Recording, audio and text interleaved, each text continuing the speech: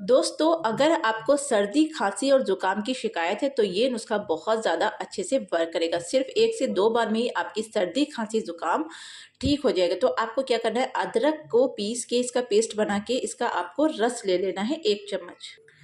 तो देखिए दोस्तों, इसमें हमने ले लिया है 1 चम्मच अदरक का रस और इसमें आपको डालना है शहद।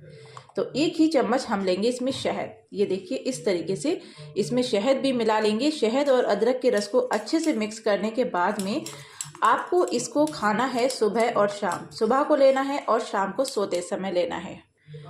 इस पेस्ट को आपको लेना है सुबह में और शाम में। दिन में 2 बार आप इसका इस्तेमाल करेंगे तो आपकी सर्दी, खांसी और जुकाम उसमें बहुत जल्द आपको आराम मिलेगा।